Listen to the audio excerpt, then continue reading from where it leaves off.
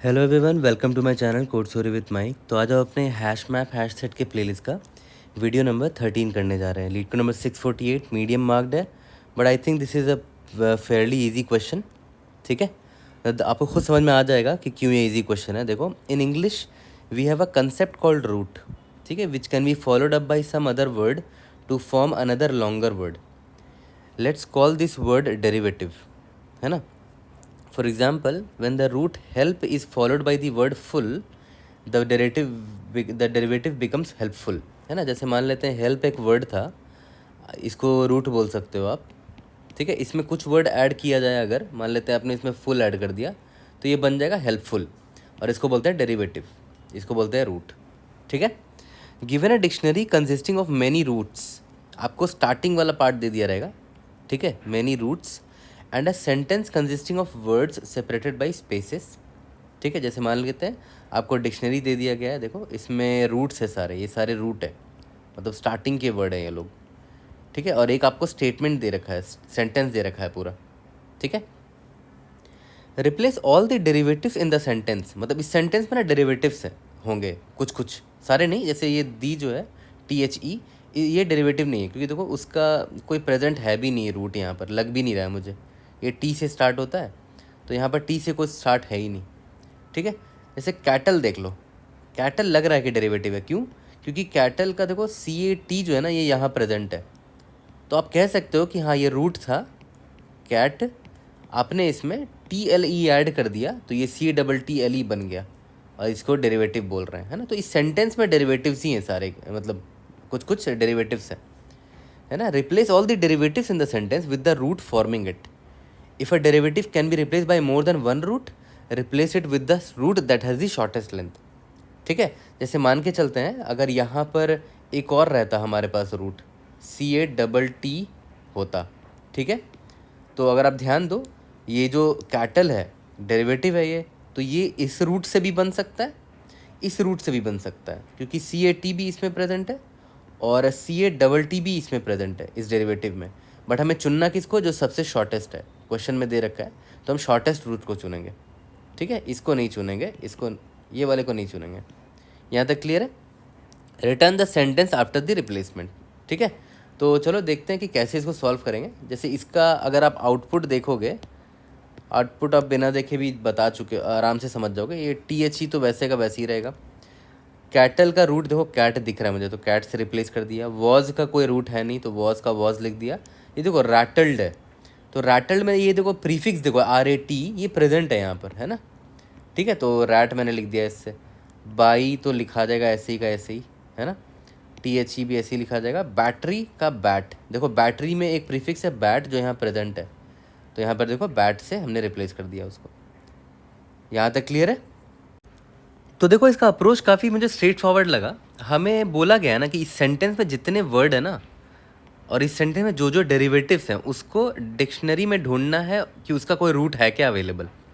और उसको कैसे ढूंढ सकते हो, बहुत सिंपल है। जैसे जैसे यहाँ कैटल को देखो, कैटल है ना ये, ठीक है, तो मुझे इसका रूट ढूंढना है कि डिक्शनरी में प्रेजेंट है कि नहीं।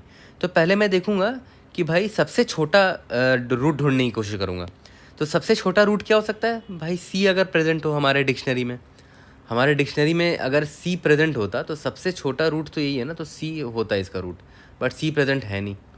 ठीक है, तो मैं बोला कि C नहीं, चलो कोई बात नहीं, CA देखते हैं, क्या CA प्रेजेंट है हमारे डिक्शनरी में? नहीं प्रेजेंट है, तो CA भी रूट नहीं है इसका। CAT देखते हैं, क्या CAT प्रेजेंट है हमारा डिक्शनरी में? यस, CAT प्रेजेंट है, तो हम इसको रूट बोल सकते हैं इस कैटल का। तो इस कैटल को मैं रिप्लेस कर दूंगा कैट से। ठीक है, ये तो हो गया, कैटल को हमने हैंडल किया। इसी तरह THE, हर एक वर्ड को हमें हैंडल करना पड़ेगा। जैसे THE है ना, THE है, तो पहले मैं देखूंगा T, क्या T प्रेजेंट है डिक्शनरी में? नहीं। TH प्रेजेंट है? नहीं। THE प्रेजेंट है? नहीं। तो THE का THE ही रह जाएगा ये। वॉज के लिए भी कुछ प्रेजेंट नहीं है, ना W प्रेजेंट है, ना WA प्रेजेंट है, ना WAS प्रेजेंट है। ठीक है, तो वॉज का वॉज रहेगा। रैटल्ड का देखते हैं, RATTLED, क्या R प्रेजेंट है? नहीं। RA प्रेजेंट है? नहीं। RAT प्रेजेंट है क्या? यस, RAT प्रेजेंट है। ठीक है, तो ऑब्वियस बात है, मैं ब्लाइंडली इसको चूज़ कर लूँगा, यही शॉर्टेस्ट रूट होगा, क्योंकि देखो मैं शॉर्टेस्ट लेंथ से स्टार्ट कर रहा हूँ। पहले एक लेंथ का रूट ढूंढ रहा हूँ, फिर दो लेंथ का रूट ढूंढ रहा हूँ, नहीं मिला तो छोड़ देंगे, 3 लेंथ का रूट ढूंढ रहा हूँ, मिल गया तो इधर ही रुक जाएंगे, है ना। 4 लेंथ का अगर प्रेजेंट होता भी, RA भी प्रेजेंट होता तो क्यों लेंगे उसको, मुझे छोटा वाला ही मिल गया रूट, RAT मिल गया, तो आंसर मेरा RAT होगा। तो इसको काट के मैंने यहाँ पर RAT कर दिया।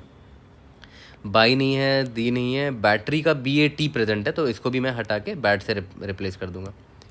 ठीक है, यहाँ तक क्लियर है। तो देखा जाए तो हमारा स्टोरी पॉइंट्स जो हमें करना है बड़ा सिंपल है, स्ट्रेट फॉरवर्ड सा है। सबसे पहला क्या, सेंटेंस में जो हर एक वर्ड है ना, सेंटेंस में ईच वर्ड को प्रोसेस करेंगे हम लोग। ठीक है, ये जो सेंटेंस है, सेंटेंस के सारे वर्ड को कैसे प्रोसेस करेंगे, ये तो पूरा एक स्ट्रिंग है ना, तो इसमें हमें क्या टोकनाइज करना पड़ेगा इसको, है ना। टोकनाइज करके एक एक वर्ड को एक्सेस करना पड़ेगा हमें। ठीक है, पहले ये वर्ड को एक्सेस करेंगे, फिर ये वर्ड को एक्सेस करेंगे। तो मैंने आपको बता रखा है कि जब भी इस तरह टोकनाइज करने की ज़रूरत पड़े, हमेशा स्ट्रिंग स्ट्रीम यूज़ किया करो। मुझे बहुत हेल्पफुल लगता है ये टूल, स्ट्रिंग स्ट्रीम। ठीक है, C++ में। ओके, जावा का कोड आपको सिमिलर कोड मिल जाएगा मेरे गिटहब वाले लिंक में, डिस्क्रिप्शन में। तो स्ट्रिंग स्ट्रीम यूज़ करके एक एक वर्ड हम लोग इसका यूज़ कर सकते हैं, सेंटेंस का एक एक वर्ड एक्सेस कर लेंगे, है ना, यूजिंग स्ट्रिंग स्ट्रीम। उसके बाद हर एक वर्ड के लिए अब हमें क्या करना है, जैसे मान लेते हैं हमें एक वर्ड मिल गया, ठीक है, इस वर्ड का सारा पॉसिबल प्रीफिक्स ढूंढना है। पहले मिला W, 1 लेंथ का है, उसके बाद WO 2 लेंथ का है, उसके बाद WOR 3 लेंथ का है, फिर WORD 4 लेंथ का है। तो हर एक लेंथ का देखेंगे, पहले W का देखेंगे। ठीक है, तो सबस्ट्रिंग निकाल लेंगे, जो भी वर्ड है मेरा, वर्ड डॉट सबस्ट्रिंग स्टार्ट कहाँ से होगा, प्रीफिक्स, ऑब्वियस है प्रीफिक्स हमेशा 0th इंडेक्स से स्टार्ट होगा। पहले लेंथ देखेंगे 1 वाला लेंथ, तो 1 वाला लेंथ क्या है, W है। क्या ये W प्रेजेंट है मेरे डिक्शनरी में, नहीं प्रेजेंट है। और बार बार डिक्शनरी में देख रहे हो सर्च करने की ज़रूरत पड़ रही है, तो इसको आप सेट में स्टोर कर लेना ताकि O1 एक्सेस कर पाओ, है ना। तो मैं W देखूंगा, डिक्शनरी में प्रेजेंट नहीं है, तो मैं क्या करूँगा, word dot length, word dot substr 0 length 2 का सबस्ट्रिंग निकालूंगा। ठीक है, तो W जो भी वर्ड है, मान लेते मेरा वर्ड है रैटल्ड, तो पहले R था, फिर अब RA हो गया 2 लेंथ का, तो RA भी मेरे डिक्शनरी में प्रेजेंट नहीं है। ठीक है, तो मैं 3 लेंथ का ट्राई मारूंगा। RAT है क्या डिक्शनरी में, यस डिक्शनरी में RAT है।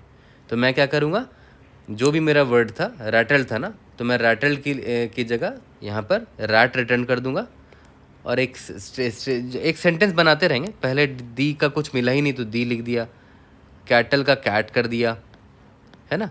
एक एक वर्ड को हर एक वर्ड का हम निकालते रहेंगे और एक स्ट्रिंग बनाते रहेंगे अपने, द कैट, फिर वॉज का कोई मिला नहीं तो बस वॉज का वॉज लिख दिया, रैटल का मिल गया रैट लिख दिया, बाई का कुछ नहीं मिला बाई लिख दिया, THE, बैटरी का बैट मिल गया, बस यही हमारा आउटपुट हो जाएगा, और क्या। ठीक है, स्ट्रिंग स्ट्रीम्स यूज़ करके हम लोग क्या करेंगे, एक एक वर्ड एक्सेस करेंगे हमारे सेंटेंस में, और हर एक वर्ड का रूट निकालने के लिए उसके हर एक प्रीफिक्स को निकाल के चेक करेंगे कि कौन सा प्रीफिक्स हमारे डिक्शनरी में प्रेजेंट है। अगर मिल गया तो अच्छी बात है, नहीं मिला तो जो वर्ड ऑलरेडी था वो एज इट इज़ उसको लिख देंगे हमारे रिजल्ट में। सिंपल सा है ना, 3-4 लाइन का स्टोरी पॉइंट्स है इसका। ठीक है, जब कोड करेंगे तो लाइन बाय लाइन आपको खुद समझ में आ जाएगा, बट मैं आपको सजेस्ट करूँगा वीडियो पॉज करके खुद से कोड करो इसको। ठीक है, तो चलो मैं कोड करता हूँ और वहाँ पर आपको टाइम और स्पेस कॉम्प्लेक्सिटी दोनों दिखा दूंगा।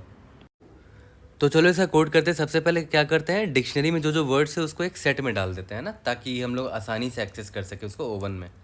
ठीक है, बिगिन आप डायरेक्ट ऐसे भी डाल सकते हो, जब सेट डिफाइन कर रहे हो तो उसी वक्त बिगिन एंड एंड करके जब डालोगे तो पूरा का पूरा डिक्शनरी का वर्ड सेट में स्टोर हो जाएगा।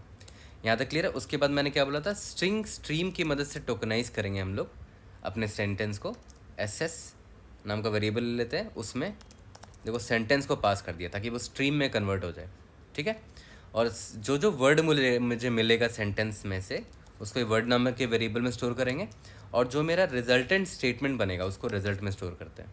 ठीक है, अब देखो कैसे, आपको पता होगा ऑलरेडी, मैंने कई वीडियो में बता रखा है कि स्ट्रिंग स्ट्रीम जो हमने यहाँ पर डिफाइन किया है ना, इससे कैसे हमें टोकन एक एक करके टोकन मिलेंगे, वर्ड्स मिलेंगे। ठीक है, गेट लाइन, ठीक है, इसमें स्ट्रिंग स्ट्रीम SS को पास किया मैंने, और जो भी टोकन मिलेगा मुझे वर्ड में स्टोर हो जाना चाहिए वो।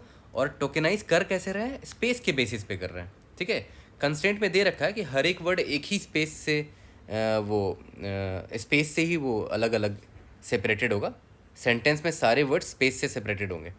ठीक है, तो result plus is equal to find root, है ना। इस वर्ड का, ये जो वर्ड है इसका मुझे रूट ढूंढना है। ठीक है, और यहाँ पर मैं सेट भी पास कर दे रहा हूँ। ठीक है, फाइंड रूट से मुझे उसका रूट मिल जाएगा और रिजल्ट में हम लोग ऐड कर देंगे। और जब रिजल्ट में ऐड कर रहे हो तो क्वेश्चन तो ऑब्वियसली एक स्पेस से सेपरेट ज़रूर कर देना। ठीक है, लास्ट में रिटर्न रिजल्ट कर देते हैं। ठीक है, अब ऊपर चलते हैं, यहाँ पर एक फंक्शन डिफाइन कर लेते हैं अपना स्ट्रिंग फाइंड रूट, जो मुझे रूट निकाल कर दे देगा। उसमें मैं क्या क्या पास कर रहा हूँ, स्ट्रिंग एंड वर्ड, और क्या पास कर रहा हूँ, unordered set of string and st। ठीक है, यहाँ तक क्लियर है?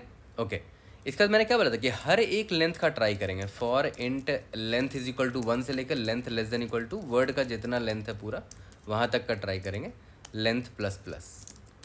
ठीक है, अब जब लेंथ एक लेंथ का निकालना हो तो कैसे निकालेंगे, root is equal to word dot sub str, zero index से लेकर कितना लेंथ का चाहिए, l लेंथ का चाहिए।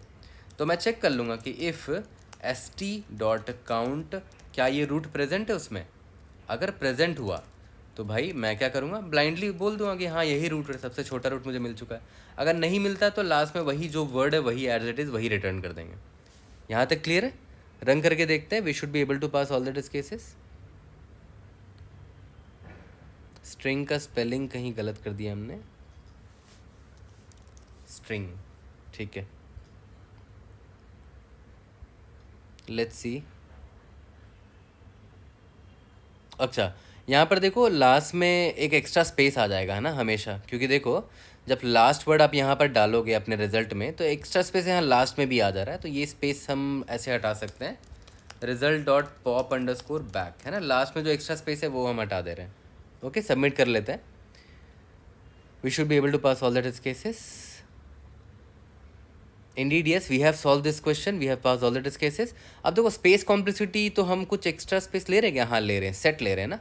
टोटल नंबर ऑफ डिक्शनरी में जितने वर्ड्स हैं उतना स्पेस ले रहे हैं, तो इसको ओ ऑफ एन बोल सकते हो, जहाँ पर एन क्या है मेरा, टोटल वर्ड्स।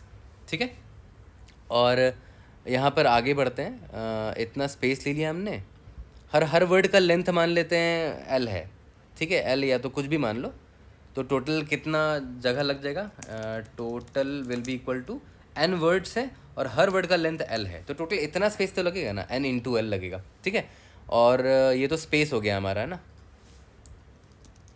ये हमारा स्पेस हो गया। बट अगर ध्यान दो तो टाइम भी यहाँ पर लग रहा है हमारा ना, क्योंकि आप हर एक वर्ड को कॉपी कर रहे हो सेट में, हर एक वर्ड को डिक्शनरी से उठा के सेट पे कॉपी कर रहे हो, तो इतने कैरेक्टर सब कॉपी भी कर रहे हो, तो टाइम भी लगेगा इतना, एन इंटू एल, है ना। इसको ये इस लाइन में, लाइन नंबर 18 में एन इंटू एल टाइम भी लगेगा, है ना। हर एक वर्ड का हर एक कैरेक्टर को आप कॉपी कर रहे हो अपने सेट में। ठीक है, उसके बाद यहाँ पर अगर आप ध्यान दो, ये वाइल लूप कब तक चलेगा, जितने नंबर ऑफ वर्ड्स हैं हमारे डिक्शनरी में, है ना, सॉरी हमारे सेंटेंस में जितने नंबर ऑफ वर्ड्स हैं, तो मान के चलते हैं टोटल नंबर ऑफ वर्ड्स जो है वो W है। ठीक है, और ध्यान दो उस वर्ड के सारे कैरेक्टर पे हम लोग इटरेट कर रहे हैं यहाँ पर। ठीक है, तो मान लेते हैं उसका लेंथ L है, W इंटू L, क्योंकि यहाँ पर देखो ये फॉर लूप जो बाहर चल रहा है इस पे, है ना, L मान लेते हैं हर वर्ड का एवरेज लेंथ L है, तो W इंटू L हो गया। लेकिन यहाँ पर देखो सब स्ट्रिंग भी लगा रहे हैं, है ना, जिसका worst case time complexity O of L होगा, तो यानी कि O of L into L है टाइम कॉम्प्लेक्सिटी, है ना, क्योंकि यहाँ पर देखो ये O ऑफ L लग रहा है और अंदर भी O ऑफ L लग रहा है, तो L स्क्वायर तो वहाँ पर हो गया वर्स्ट केस हमारा। ठीक है, तो सबसे बड़ा, तो टोटल टाइम कॉम्प्लेक्सिटी हमारा कितना हो गया, N इंटू एल यहाँ पर, और O of W into L square, सबसे बड़ा टर्म तो यही दिख रहा है मुझे, तो सबसे वर्स्ट केस यही होगा, O of W into L square. ठीक है, I hope I was able to help. और इसका एक और बहुत सिंपल सा अप्रोच है, ट्राई, यूजिंग ट्राई। पता है ये एक्चुअली में बेस्ट सोल्यूशन इसका ट्राई से है। क्यों? क्योंकि देख रहे हो बार बार आपको प्रीफिक्स निकालना पड़ रहा है, and the best data structure to store prefix is the trie. ठीक है, अगर आपको चाहिए ट्राई बेस्ड अप्रोच वाला वीडियो तो वो भी मैं आपको बता दूंगा, बट ऑलरेडी मैंने ट्राई पढ़ा रखा है, आप डेफिनेटली उससे सॉल्व कर सकते हो। बट आपको वीडियो चाहिए तो मुझे बताना, मैं डेफिनेटली अपलोड करूँगा। Thank you.